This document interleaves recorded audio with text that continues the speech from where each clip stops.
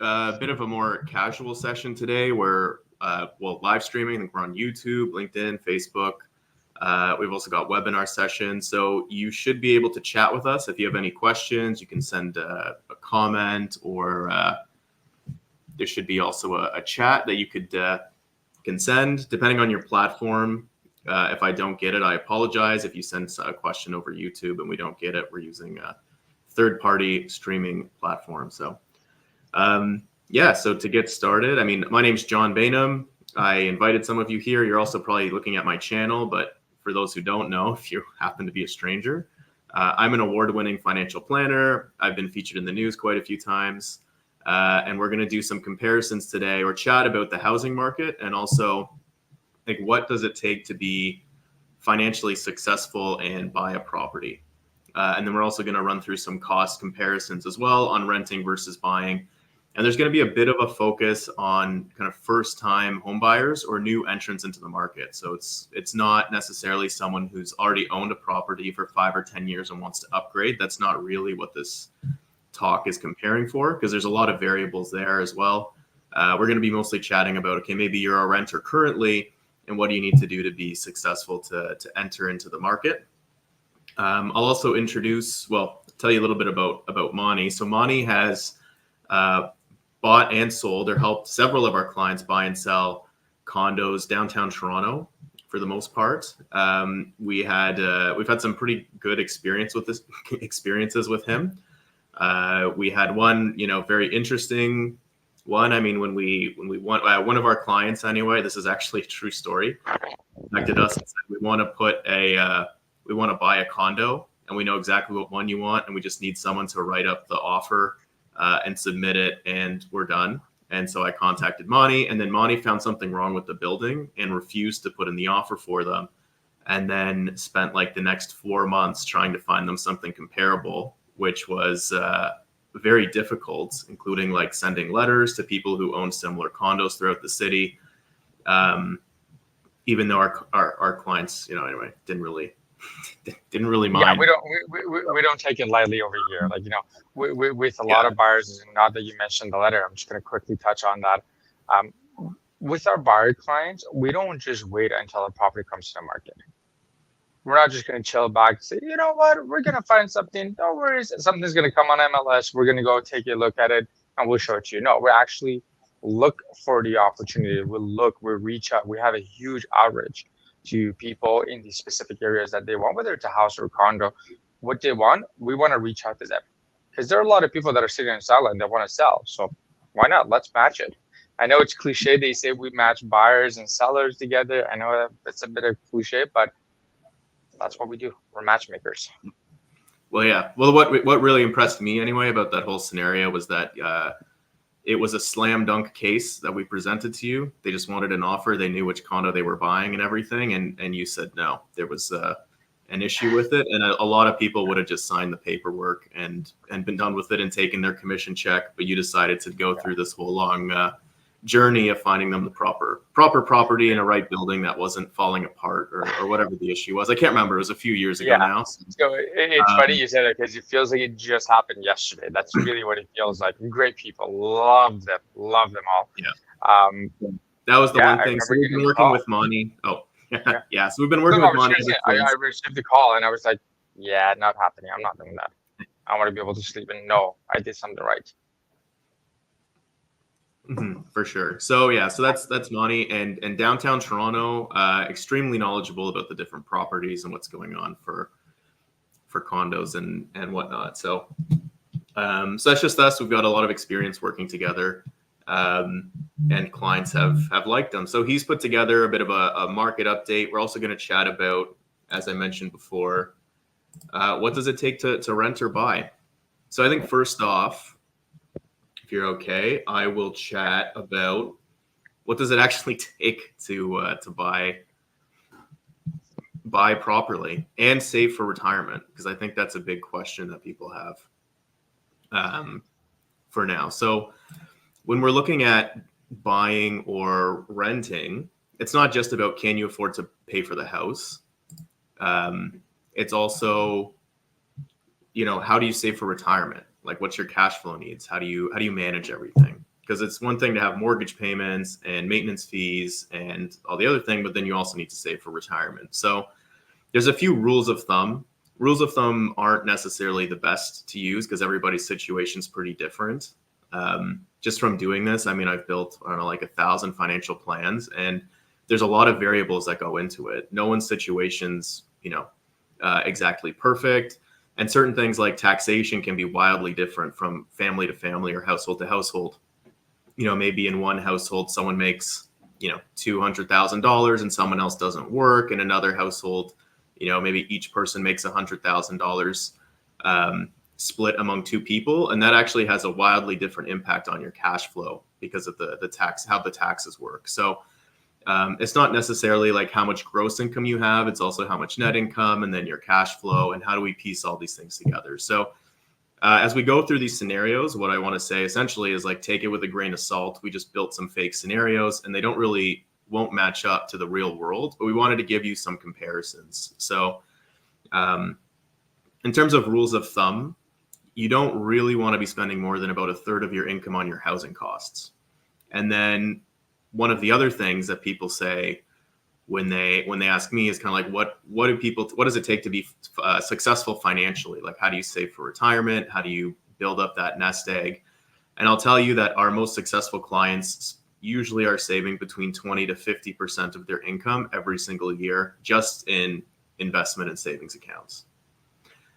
Now, you have to make a certain amount of money to be able to do that. Obviously, like if you're making, if you're just getting by, it can be quite difficult to do that. But just as a takeaway, like you really do, like that 20% number as a minimum is what we kind of need now to save for retirement if you want to be successful and get that to, anyway, wealthy and carefree retirement later on. So that's usually what I build as a target for people is ideally if we could hit that 20% number or more. And sometimes it's staggered. Sometimes some years you might hit it, some years you won't. But then we need to work backwards from there. So if you're doing, again, 20% for retirement and then no more than 30% for your housing, then you have obviously the rest for taxes and discretionary spending and travel and everything. So the question is kind of like, what does that actually look like? So I had asked, I'll bring Monty back up on the screen here earlier. So when we were chatting previously, I was using a bit of my scenario actually. So we were looking for maybe about a 2-bedroom condo. I think it was around 1,000 square feet. We chatted before. You said what the average price of that would be around $1 million, right? Something like that for Toronto. Yeah, so it all depends where you're looking at, right? Like the number one thing, every realtor you talk to, they always say location, location, location. I get it. It is about the location where you're going to be.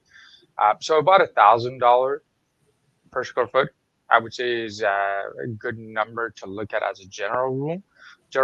But a 2-bedroom, you can get a downtown condo for 750 square feet with 2-bedroom, and then it can be on the west end or the east end, and get that 1,000 square feet of a condo space. For sure. So if we're doing, I mean, I like kind of square footage because of what you said, actually, because this is a trend that, I've noticed in the market. Obviously, as a realtor, you would too, but 2-bedroom condos seem to be getting smaller and smaller and smaller. Someone showed me a 2-bedroom the other day that was 600 square feet. So you can't just use the vague term of 2-bedroom condo, because I've seen 2-bedroom condos be 1,500 square feet. And obviously I just saw one. I was kind of shocked actually to see a 2-bedroom condo for 600 square feet, brand new, literally last week. So that would be one I don't know what to say. I honestly don't know what to say. I'm seeing some of the builders. So let's talk about one thing before we move forward with this and talking about the size. There's no set guidelines for any developer across Canada that says a minimum square footage for a 1-bedroom has to be this or the maximum is this. So they can come up, like you said, they can come up with a 2-bedroom that's only 650 square feet. And they can come up with a 1-bedroom or a junior 1-bedroom. That's a 1-bedroom without a door, so you have no privacy. That's 450 square feet. There's no definition. There's no guideline that says what a bedroom is or like what a minimum maximum size is. Yeah. So back to what you were saying. Yeah, I could definitely see a 2-bedroom that's only 650 square feet, or a 1-bedroom that's 425 square feet. Yeah. Yeah. So definitely. Now for me, when I built this example, this was kind of one of our clients' children had asked us about this and said, hey, if I wanted to start a family and get a condo or something like that, what does it look like? So I just wanted to put in about 1,000 square feet, give or take, and see what household income they would need to buy the house and still save for retirement. So I'll just go through this quickly because it's a lot of graphs and graphs can be kind of boring. But I also gave you a bit of a background in that we don't really want to be spending more than generally like a third, give or take, on housing expenses. And then that target for saving for retirement, again, at least 20% into your investment accounts. So then if I share here,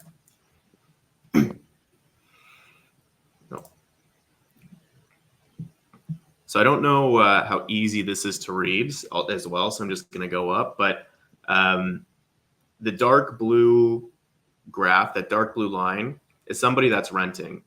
And the light blue, which might be a little bit difficult to see, is purchasing a house. And this is about $1 million, 1,000 square feet. And this chart is not your net worth. This is just how much investments you have for retirement. So what we're seeing here is that someone who purchases has less income or less investments available for retirement. But if we check their net worth at retirement, their net worth is higher. And that's partially because you're paying down your principal with your mortgage payments ongoingly. So net worth is higher in this scenario than the available investments. But I left something out. And the main thing I left out is how much money do these people make? So in this example, we have a household income of $200,000 per year. And then we've got, expenses with a family about $7,000. And that doesn't really include traveling or anything. That's just, kids running the household, and then the mortgage and everything is separate. So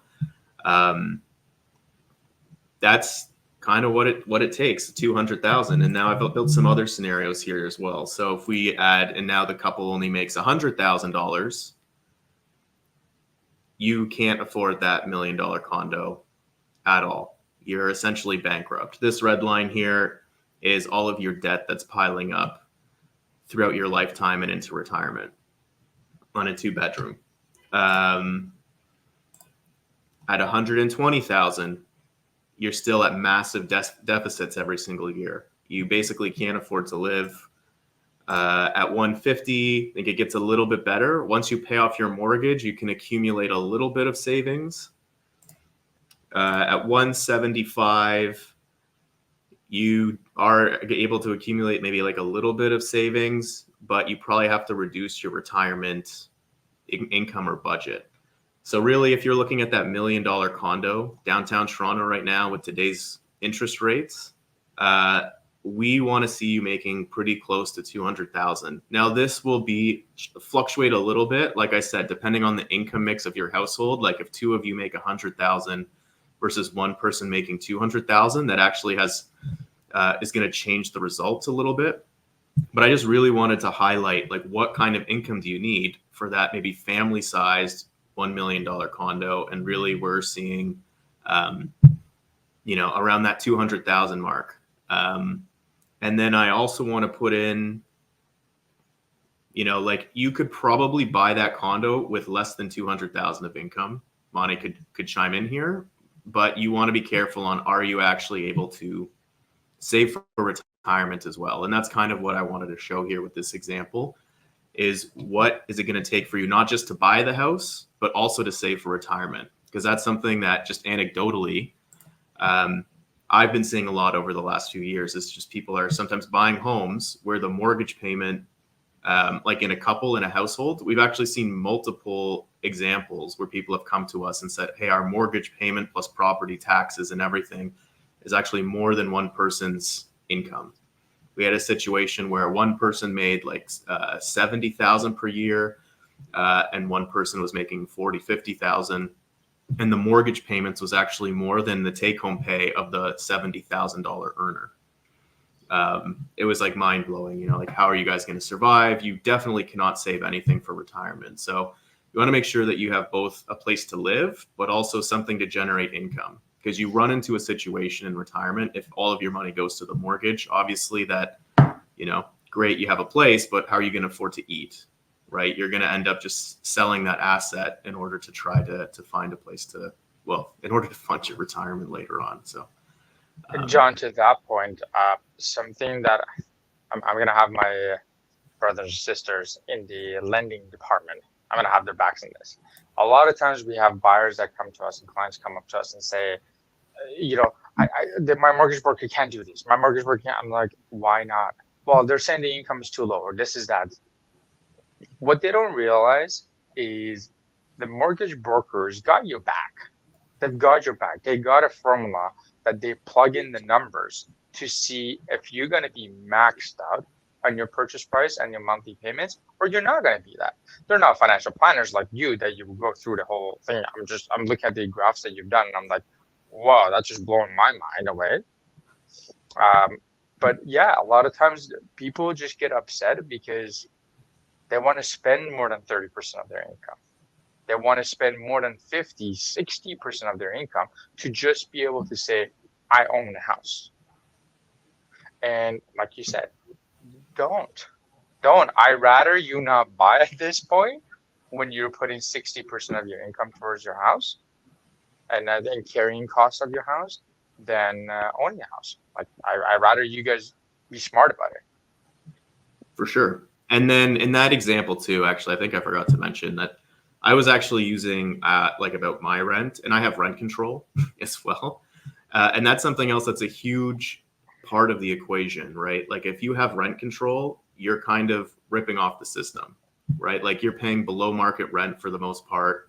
So I mean, you've got a couple examples that you were going to show as well. But I mean, if you've been in rent control for 3-5 years, even longer, I mean, you're paying well below market rents. And so that cost comparison makes it kind of difficult, right? You can get kind of trapped where your rent is super cheap. You're not even paying enough for the landlord to maintain the property, essentially, in a lot of cases. And it can cause a bunch of issues. It already is. It limits housing supply, makes housing more expensive for everybody.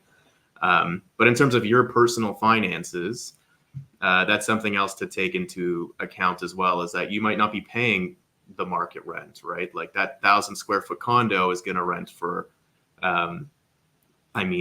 probably if it's downtown, 3,500. I've seen some up to $4,000 on the outskirts. Yeah. So downtown Toronto rent is somewhere around $4.37 a square foot right now. So 1,000 square foot with parking, you're looking at about $4,300 a month easy. Mm-hmm. So, I mean, and that's right downtown. In the outskirts, it's obviously, it gets cheaper and cheaper. So, I mean, just anecdotally, I've seen in the range of like $3,000 to $5,000, depending on highly dependent on the location. Yes. For downtown Toronto on a 2-bedroom. But if someone's been living in a 2-bedroom for a long time, their rent might be $2,000 a month, right? So you want to figure that out too. Is it worth giving up this rent that's $2,000 a month? Something else to keep in mind as we're going through this. So, because I know now a lot of 1-bedrooms that are coming to market that people are renting, today they rent for more than what a 2-bedroom rented 3 to 5 years ago, right? So that's something as well, right? Churning. If you need to move, how are you going to move? Because that's another thing when we see people purchasing is okay, maybe their rent is really cheap, but they need to upsize because they're starting a family or something, and it can change a lot based on when you purchased or when you're renting and the type of home and everything else. So and that's very true. Yeah, checking for comments and questions, but I'm not really seeing anything come through right now. So okay, then we can start off with a bit of your housing market update. So I mean, what's been going on in the condo market? So we just went through like, okay, what do you maybe need to think about? What kind of income should you have if you wanted to buy that family, quote unquote, kind of family sized condo for 1,000 square feet. But I mean, what's been generally going on in the market? Because we're getting that a lot. I mean, rates went up. There's lots of stuff in the news about condos. I don't know, I guess to put it nicely, shifting to a buyer's market from a seller's market. So is there anything, let me know if you want me to just share your slides, or if you want to sure, talk about it first for a bit. Couple of interesting things that you mentioned. Yes, we are going, and in some sectors, especially the condo market, we are in the buyer's market. Now, funny part of it is we're in a buyer's market that buyers can't afford to buy. And we've never experienced this before, right? Because the rates are at a level, and especially in comparison to the income that have increased, a lot of buyers who want to buy, who would qualify to purchase before, they don't qualify anymore. So we're in a buyer's market that buyers can't afford to purchase right now. Now, doesn't that kind of just mean like sellers are delusional on how much their condos are worth? Like, I mean, if no one can buy your condo and you put it on for like 600,000, does that not just mean like the actual price should be 400,000? They just don't want to admit it. It really could. You're absolutely right. There are instances, and I go through this on a daily basis. We were sitting at a conversation with a client. This is like more of a luxury style. Mm-hmm. A property that sold last year for $1.7 million. They wanted to sell the same comparable size, and I was like, it's not going to sell for 1.7 today. Like last year's market was very different. It's not going to be the same thing. And a seller like that who is knowledgeable enough and understands it goes, yes, I get it. But there are a lot of sellers, and I've gone through listing appointments that the seller says, you know what, I don't want to work with you because I want to get that number from last year and you can't get it from me. And I'm like, absolutely fine. I am totally more than okay with not working with you, listen, because they're not being realistic, right? So what you're saying is absolutely true, but keep in mind what we have had before. What we have today that's different than before is that stress test. The stress test that we had only applying to insured mortgages before is the rate of the bank's rate plus 2%. So, and whichever is higher, the Bank of Canada rate plus 2%, or whichever is higher, or the bank's rate. So when the bank tells you that they qualify you at a rate of, let's say, 4.8% on a 5-year fix, they qualify you on a 4.8 plus the 2%. So they got to qualify you on a 6.8%. So the buyer could and would qualify for a 4.8, but they don't qualify for 6.8. And that is where a majority of the pain comes from. For lack of a better word, I'm just going to use the word pain, is buyers got the money. They want to buy it. They got the down payment. They know they use the 1/3 rule that you mentioned under spending. They're good, but the lender says, no, it's not happening. And that's why a lot of people are switching over to credit unions that are provincially guided, not federally.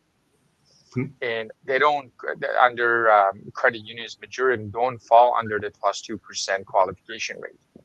But then the rates are not 4.8, they're higher.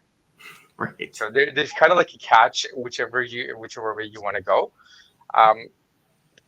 Should the property be at a lower price? Maybe there are areas. Absolutely, there are areas. I'm seeing homes that are sitting in the market for 150 days. I'm just looking at them like, why?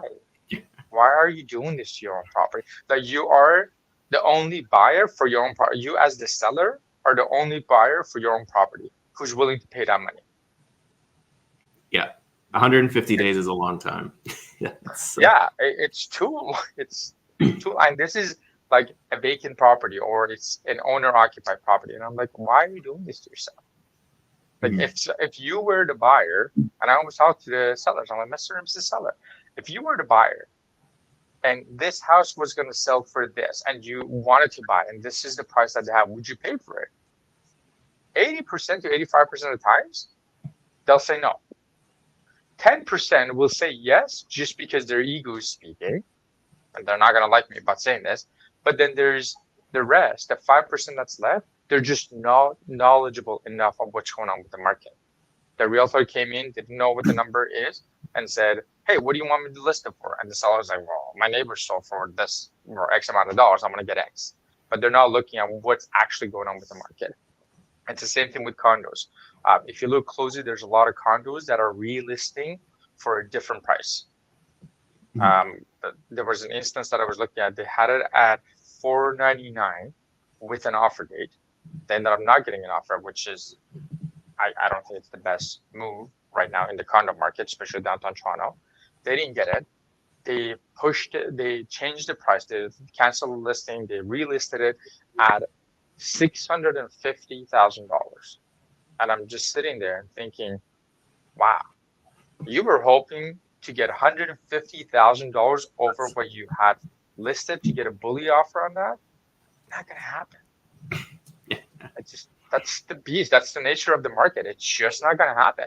Now there's instances that could happen. No, I'm laughing because there was a rental I was looking at, and we put in an offer and said it had been on the market for 75 days. So I put it in and said something like $700 below what they were asking. And they came back and said, we're going to raise the asking rent, actually. I said, it's been on the market for 75 days and you want to go up in rent? Interesting. So that's a seller that I prefer not to be working with because they're not being knowledgeable. They don't want to be knowledgeable enough exactly what's going on in the market. If you want to grab that graph and put it up for the market data, I want to kind of like touch base upon some of the stuff that comes up from the media. So this graph is all the stats for the number of properties that have sold. On the right column, this is stat 2023 and 2024. Those are all the sold data in the Toronto Regional Real Estate Board from January until June. So if you look at it, January, we had more sales that took place in 2024 compared to last year, and vice versa, coming all the way down to June. The media is loving this because they want to talk about the sky is about to fall and things are going to get crazy. They talk about the stats in 2024 that we've had 6,213 units sold in June versus 7,420 units that sold last year. So a 16% drop. That's the number of sold. That just tells you how the market is trending. June, July, August, we're heading over to a summer market that's usually trending downwards. So it's not a good number to look at and say, oh, that's the way the market is going. No, that's a seasonal shift that's happening in the first place. Now, once you have that, if you look on the right side of it, that's the average prices of last year compared to this year. The numbers those are sold and closed prices. These are the sold prices, correct? So average, and these are average. Keep in mind, these are average prices. So the extremes and the lows are in there, extreme highs and the lows. And if, say, in the month of March, April, a lot of luxury properties came up for sale, they pulled the average higher versus a lot of 400, 500 square foot condos selling. And if you look deeper, and we have, we're the only brokerage in Toronto and Canada that has a report coming from Urban Nation. So if anybody wants, they can go on the line and subscribe to it.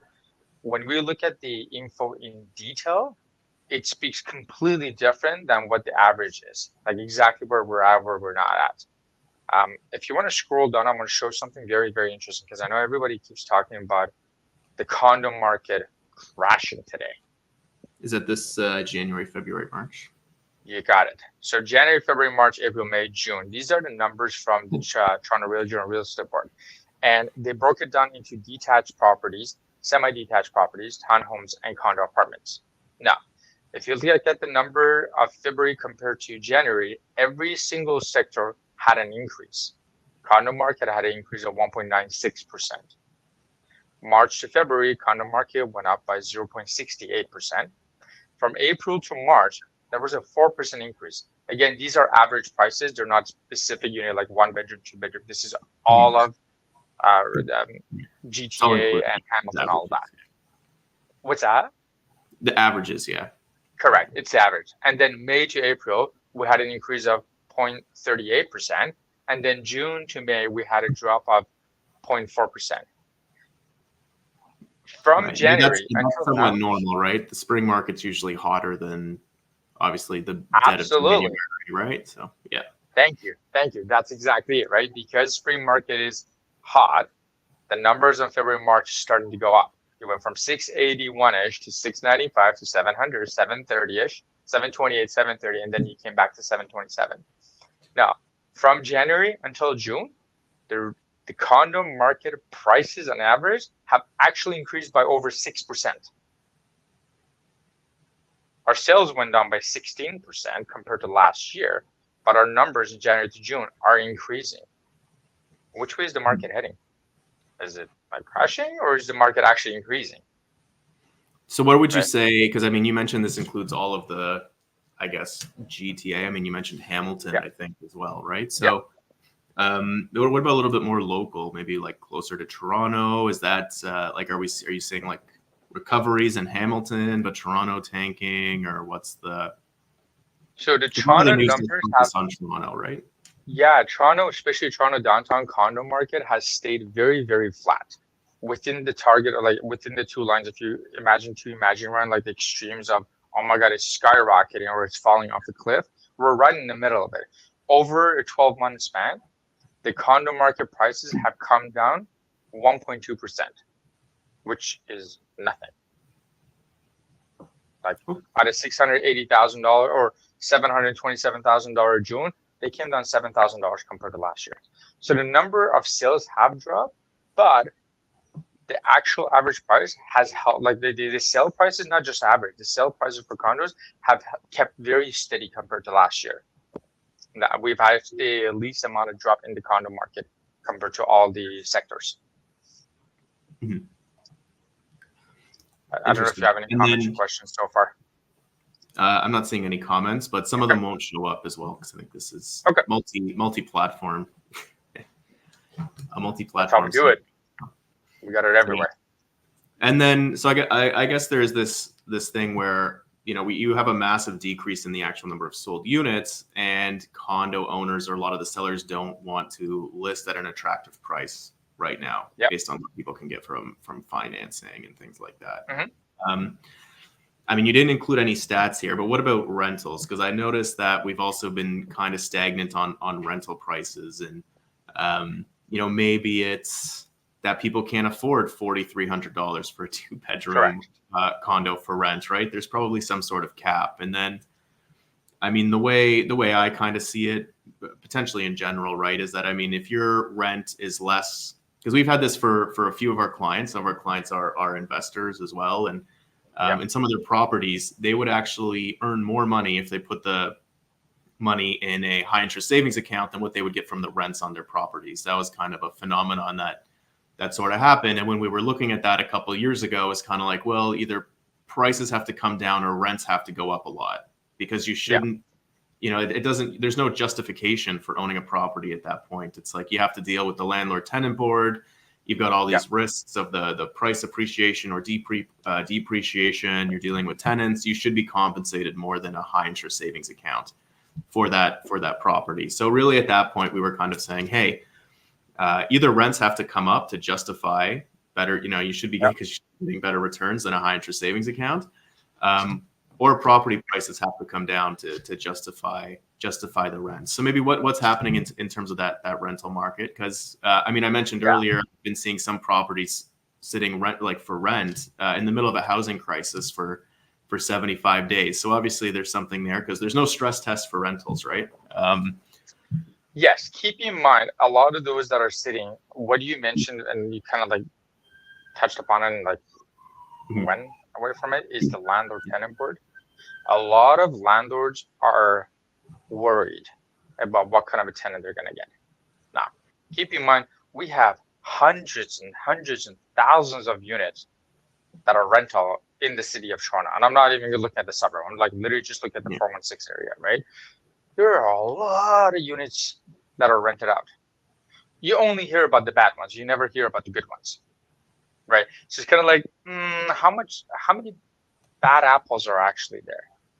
Now, add to that, Ontario is the only province and territory in Canada that has such a broken landlord tenant board sector. We're the only one that has problem and issues with it. Quebec doesn't have it. Calgary, Alberta don't have it. Manitoba doesn't have. none of them have any issues going to landlord-tenant board. The backlog in Ontario is so far and it's so high, they don't have enough educator to deal with it. So that's number one problem that we have, is that needs to be like dealt with quicker than what is being done. A lot of properties that sit in the market longer, it also comes down to what the landlord is looking for and how satisfied they are with the candidate. And they're so worried. I was talking to someone this morning that they are an investor. They bought a property with us. Now they want to rent it out. Their son lived there for a couple of years. Now they want to rent it out. And they were talking to me, and I was like, "That's fine. Like, don't worry about it. We'll do our due diligence to find out and make sure you get a good tenant that's going to make your property." Knock on wood. I'm finding every weed that I can right now. 15 years in business. We've had maybe 2 or maybe 3 issues with tenants that it got resolved very quickly. A tenant used the property for commercial purposes, which now takes them away from the Residential Tenancy Act, just because they started using it as a commercial space for the full property. And a couple other issues, noise complaint, they had police showing up. We dealt with it very quickly. A lot of times when there's a problem is because the landlord or the landlord's agent does not do due diligence. And that due diligence could be as simple as put that person's name on Google and see what pops up. They could say they work for. So you're thinking that the reason these properties are sitting for a long time and people aren't renting is just the landlords maybe are. It's a mix of both prices, and the landlords are worried. Those are the 2 major problems with properties sitting in the market for too long. So the landlord maybe is getting people bidding on the property, but they're kind of saying, "Hey, we're waiting for the right person because we're scared that we're going to get a bad tenant." Everybody wants a AAA tenant. Everybody wants a AAA tenant. But when the AAA tenant shows up, then the worry comes in. There's a lot of scarcity mindset out there. That's one of the issues, and that's because everybody looks at the media and listens to what the media says. Yes, the rental prices have come down. The rental market is it's struggling. I'm not going to sugarcoat it in any shape or form. It is struggling a little bit. So if I have a client that they want to put their property for rent, or if they want to buy an investment property, I always tell them, I'm like, take the number and do 4% as your loss. Like, that's going to be your dollar that you're going to have on the side. Have a couple of months of rent sitting aside if you have to carry the property yourself empty until you find a proper tenant. And it comes. You just got to be able to play around with what is the good number for a property. Now, on the flip side, obviously that's for the owner of the property, but on the flip side, as a renter, like, what would you? I mean, that's got to be pretty good for renters, right? I mean, prices are coming down. You can negotiate now. Do you have any tips for those renting, maybe wanting to upgrade or switch places, right? Like, I mean, as a financial guy, when you hear, okay, rental market's starting to struggle, I mean, you're kind of like, okay, well, maybe we should make some deals here on rents, or maybe we should switch, or if we want to upgrade our place, like, what do we, what do you do for the, maybe someone's a little more, I guess financially savvy, right? What's not so good for owners, that's got to be better for renters a little bit in some aspects, right? I would say with renters, a couple of things. One, a market like today's market, if you're planning to upgrade, do it as soon as possible. I'm not saying go out there and start looking tomorrow, maybe start in a week or maybe a month, but start looking for things now. Because there are landlords that are looking for a good candidate. And if you're one of those, jump on it. Or why not upgrade your lifestyle? That's what we're here for. We want to upgrade our lifestyle constantly. Now is the time to start thinking about it, at least, if you don't want to pull the trigger and start moving forward. 2, be honest. Just be honest with your landlord, or the potential landlord. Have an honest conversation. Don't be, what's the word I'm even looking for? You don't want to be shady or sketchy, maybe withhold information or something. Like, they want to know that you're a good person, I guess. I don't know, that they're financially stable. You're not going to, run out on them or anything. That you've got roots, maybe. Like, I don't know what do you look at? I'm gonna share a funny story. So, owning a pet, once you're a tenant at a place, it's landlord-tenant board, unless the condominium does not allow for it. That's a different story, which majority condos not allow for it. But if you get a pet after you move into a unit, you're fine. The landlord's not going to be able to ask you to leave. But if you're applying for a place and you tell them that you have a pet, they could say no. Right. And it's not against the law. It's a myth that a lot of people say, oh, no, it's against the law, I'm going to sue you. Go sue me. It says on the board, it says on the Landlord Tenancy Act, if the landlord has the right to refuse tenancy or like refuse tenancy to a new tenant if they have a pet. And it could be for a bunch of different reasons. It could be allergy, it could be religious, it could be a bunch of different reasons. But once you're in there and you get a pet, that's not a problem. Now, we've had cases that they come in and say, no, they swear to their mother's life that they do not have a pet. I put in their name on Google, a picture from their Instagram pops up that was taken yesterday and it was posted yesterday saying, oh my God, I love my dog. I've had it for 10 years, blah, blah, blah. And I'm like, you just told me you don't have a dog. But now it's telling me that you, like, if you were honest and you told me that you have a pet, I was like, oh my God, I love dogs too. Bring them in. I love cats. Bring them in. I personally love raccoons too, but we're not going to get that. Right. Yeah, right. I guess that's the downside of social media. It's not hard to check up on people, right? No, it's not. And you put it out there. I want to get to know me. I go on my social media and follow me and get to know who I am, because this is who I am. If you don't want to rent out your property to me based on who I am, don't. I'm okay with that. I'll look for somebody else because I'm sure there's going to be a landlord. The thing I'm hearing too, right, is that your landlord is checking your social media, right? They're going to follow up on. I mean, you know, a lot of them will ask for some documentation and things like that as well. But those kind of softer things is like, yeah, we check your Instagram.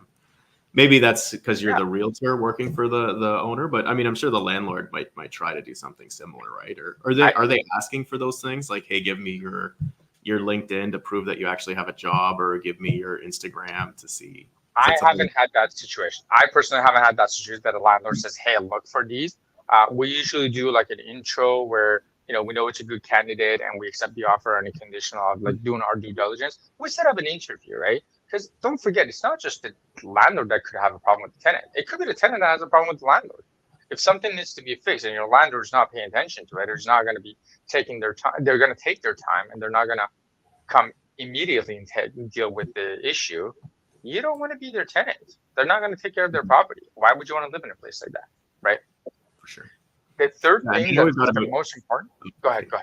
No, do your third thing, and then I'll go through. You gave us an example of a 600 square foot condo purchase as well. We'll talk about that too, for sure. So the third thing is have your documents ready. Because when a deal comes in, it's not going to wait around until you get your employment letter and your pay stubs and your credit report and stuff. Have those documents ready. They're usually valid for 30 days, 60 days, depending on what the document is and what it says on it. But yeah, have them ready. You see a property you like, you want to upgrade your life? Here you go, Mr. Realtor. These are all my documents. Let's go. Let's get a deal done. And just for people who don't know, I guess, what kind of documents do you need to provide? And are landlords asking for stuff that's more than the legal requirements, or like what are people? Because that's the other thing too, right? There's what you are supposed to provide, and then what the landlord asks for. So what do you see out there for that? So one of them is your credit report. You can actually do your credit report online at equifax.ca or TransUnion Canada. You can pull your own credit report. I would highly recommend that you do that maybe every 6 months or so, just so you have an idea where you're at. Major banks, can I name any banks? Are we okay with that? Better to not. Okay. So major banks that are out there with different colors that are out there, they all have implemented a new system that you can actually look under your profile and you can do a credit check, which is not going to be a hard hit. So it's not going to put a ding on your file. It's not going to. Most of the banks now offer that. Yeah, they do. I see a lot of people that are going to different credit companies and they're doing it, and they say that it doesn't impact you. I'm telling you right now, it does impact you. There's one that starts with the letter K. We're not going to mention the name, but it starts with the letter K. That impacts your credit left and right every month that they give you a report. So be mindful of that. Yeah, a lot of people do that. They're like, bank, so when I check mine, I just use my bank, and it's free. It's there. It's free of charge, and it's most accurate than anything else because it's your banking system. They know what's happening. So credit check is one of them. Know where you're at. Your employment letter of employment. If you are self-employed, and you have a corporation, make sure you have your corporation documentation that shows you are the director or the owner of the property, because you are going to have to show a proof of employment. The other thing is your proof of financials. Now, this gets a little tricky because if you have a pay stub and you're working at a company, you get pay stubs, or you have a T4, you could provide that. Just be mindful that it has some sensitive information on your T4. So I don't know how comfortable you're going to be sharing your SIN number and all that. Yeah, don't give them your SIN number. Yeah, don't give them that. That's not a good idea. Definitely not a good idea. But it's a proof of income. I've seen a lot of people that are self-employed and they're like, well, I don't have a proof of income. In a situation like that, an alternative will be a notice of assessment that comes in that shows how much you made the previous years. So have those handy. Again, block out that address and your SIN number. Don't just give it away, but you need to have a proof of income. Now, if your landlord's asking for extra money or security deposit, any deposit against except fees are absolutely no. Don't fall for that. But yeah, just have those and your first and last month's deposit. So whatever is the rent, multiply by 2. Make sure you have that cash available to hand it over. No security deposit. The two months rent. I've heard sometimes anecdotally landlords asking for more than 2 months rent. Yeah, and you can just turn around and say no. Unless you're comfortable doing it, and then it's an agreement. But by law, you're not allowed to ask for that. And please, know the law. And if you have any questions, reach out. Like we're here. We're a team full of knowledge when it comes to stuff like this, and we're willing to share it. But now, because we're talking about condos, I want to keep in mind, yes, some people will say, you got to build, you got to fix this, you got to fix that. A majority of the stuff that you need to fix is already in your maintenance, right? Like if the ceiling leaks, if the roof leaks, if the windows are leaking from outside, a majority of buildings, heating is already included in your expenses. So you're not paying that separately. Yeah, it's not like a house where you got to spend 10 grand to fix the roof. Correct. And again, it all comes in. You're absolutely right. The cash flow is one thing. And the other is, what is your comfortable spot? One thing that you mentioned earlier today was, people buy, that you used a 2-bedroom example. They buy a 2-bedroom, and when you run the numbers, it doesn't make sense. Please, if you did not take anything away from what we talked about today, take one thing and just one thing away from the conversation today. Your first property that you're buying does not have to be your dream home. Don't make it be your dream home. You've never owned the property. You don't know what's involved with it.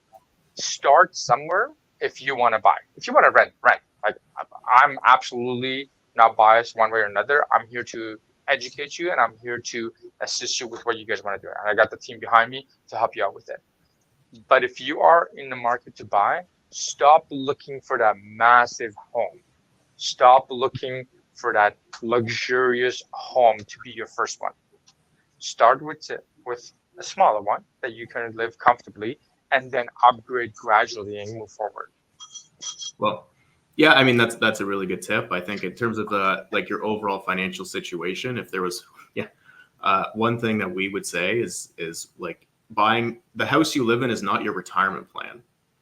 So whatever you're spending, whether you're renting or owning, that is not a single, none of that goes towards your retirement. You still need a place to live in retirement. So you need to be saving outside of that. Don't just because, I've got some equity in my home, think you're okay. Right? Yeah, don't do that. Retirement starts after you pay for housing. So if you're spending, owning the property, maybe in this example, the cash flow is $4,000 or $5,000 a month, your retirement savings starts on top of that. So, I mean, again, what's that bare minimum that you need to be saving on your cash flow? What's that bare minimum income that we're earning, right? So in the example I provided earlier, where you need to spend or make $200,000 to own that 2-bedroom condo, this condo is cheaper, so you could get away with less than that. But really, you want to be, whatever you're spending on housing, again, you want to try to keep that to about a third of your income. And then retirement savings, ideally, we want to see at least 20% of your income. So cash flow wise is really important. It's not just equity. You also want to think about your cash flow. Yeah, so that's how I look at it, right? I'm like, okay, well, instead of buying the 2-bedroom, let's buy the 1-bedroom, or buy 1-bedroom plus 10, which is going to cost us less. So we have less cash flow that we're putting forward every month. But then we can put towards our saving, we can put towards our retirement. And when it comes time that we build a good asset, now we got more money in the property, and your life is Someone not going to actually, be. we got a question here. Actually, Sure. someone asked, what was the principal on the? So what was the actual like mortgage payment and on top of that, like the principal? Because you added the interest expense. How much was the principal payments? I don't know if you have that. Yep. Yes, I actually do. Hold on, let me just bring this back. Let me just see. So your principal payment in those 5 years is $46,930. That's roughly. For sorry, was that per year or? No, for the 5 years, for the term of the mortgage. Okay, so an additional almost 50,000 or 40. It's like a little piggy bank, right? Well, not so little, 600 square feet, but it's like a piggy bank that every month you're making your mortgage payment. If I'm not mistaken, the mortgage payment comes to roughly $2,900 and change every month. So out of that $2,900, a portion will go towards your principal. So you're paying off the mortgage, you're paying off the loan, and the rest of it will be your interest. Right. Okay. So then, I mean, in terms of rental expense, let's just see here. I'm just There, so it's about 100. Yeah, it was about 170,000 over the 5 years for rental expense, and then ballpark owning would be like 215,000 over that 5 years in terms of cash flow, not in terms of expenses. Just to be clear. Right, you're talking about the cash flow. Yeah. Yeah. 173. Yeah. Because it's 173 plus the 50,000. Yeah, so you're on like 220. Yeah. You're on 220, something like that for the cash flow versus renting. So what we went over before was expenses, but then cash flow is going to be obviously. Yeah. High. So the conversation about cash flow, they got to talk to you. That's not my area of expertise, so I'm not gonna even pretend like I know what's going on. But what the one thing someone said to me earlier in my career, which is funny, I didn't come up with this, but they were like, "Yeah, it's great to own a house, but you can't eat your porch." You can't. And that's what I'm saying. Like, you need money coming in out of that. Yeah, the conversation that we had about the 2-bedroom. That's why I said, they're probably better off getting a 1-bedroom den to start with, because they don't have to scrub the bottom of a barrel to be able to feed themselves. Right. For sure. Like you said, they'll have the cash flow to be able to own a property and live comfortably. But then everybody's got a different preference. Yeah, I have a client who owned a property, and his job required him to travel a lot for an extensive period of time. Like he was out 3 months, 6 months, a year. And we sat down, we ran the numbers. We're like, no, like sell the property and rent something, because it makes more sense for you to rent something like that. And he had from 2021 until 2023, he was away in Europe because of his work. So 2 years he would have paid for the property, not being able to use it at all. For sure. And I mean, we've run into a few client scenarios. I mean, that's not what the intention of this meeting was, but we've done a few scenarios where, let's say that the total cash flow for a unit or a property that somebody owns is like 5,000, and the best rent they can get is 3,000. So the landlord ends up having to actually pay 2,000 a month out of pocket just to keep the property going, which can be very detrimental to your overall retirement plan. Yes, you're building equity in a home and things like that, but again, having that additional cash flow commitment of, in some cases, thousands of dollars above renting can be pretty detrimental. So that's why you want to look at your overall picture. But I really like the breakdown you gave. And again, those are like current numbers. So that's like a brand new rental, the $2,700 a month for 600. A lot of variables come into play, like whether you currently have rent control, whether you, what you're buying, how much you're buying. And even the example we used before of the 2-bedroom for 1 million. I mean, some of your units are like 1,200 square feet, I think listed for like 1.5, 2 bedrooms listed for 1.5 million, things like that. Right. So, I think some of those are more downtown. So, I mean, you can think about, I grew up in the suburbs, right? So, paying $1.5 million for like a 1,200 square foot condo seems like insanity. But you want to really be considerate about, anyway, your cash flow and maybe that, obviously 1.5 million for 1,200 square feet isn't going to be for everybody, and might not fit your financial situation. So yeah, it may not make sense, and again, that's why we like always sit down and work with you as well, right? Like you've seen it throughout the year. We have clients that we send it back to you and say, John, like, can you sit down and run the numbers with them, right? Because does it make sense where you want to be with what you're doing today? And if it doesn't make sense, don't do it. Like, simply don't do it. I would love for you to be able to own your property, but your financial freedom supersedes owning just the property. And there's potentially lifestyle choices as well. If you have young kids, maybe cash flow wise, you can rent a bigger place versus owning, right? So yeah. So anyway, and we've done an hour and 10 minutes, so I think we're over. I don't know if we've got any other questions or comments. I think a shout out. I mean, I know we see the Chateau group behind you. Is that if someone wanted to Google you to find you, is that what they would look up? Chateau group? Yeah. I would even just do the name. Like, I'm pretty much everywhere. And yeah, feel free to connect with us on social media, on Instagram, especially on Instagram. Make sure you follow us on Instagram. All these events and everything that's coming up, we're always posting it. If you visit the Chateau group, we have done a brand new website. It's so user-friendly. I love it. There's the seminar and event section where you can just see what's coming up, and you can register for the Urban Nation report that's coming out, the monthly stats that are coming out. And we don't just talk about it as like, oh, this dropped, or that happened, oh, market is on fire, market is down. No, we don't talk about that. We actually go through details of what you actually need to know. And yeah, like, feel free to connect. We would love to chat with you guys. All right, that's awesome. All right, so thanks, Nani. And then we're doing another. This was obviously first-time home buyers. We're doing another session on downsizing.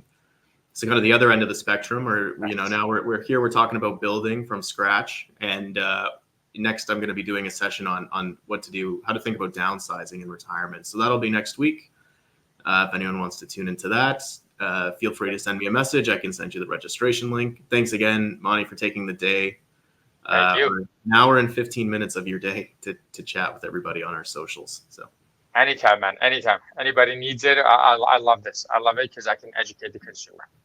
It's not about making money. It's not about selling or buying. It's about educating the consumer. So yeah, I love it. Thank you. Thank you for inviting us. Well, thanks. Take care, everybody. Bye. Have a good one.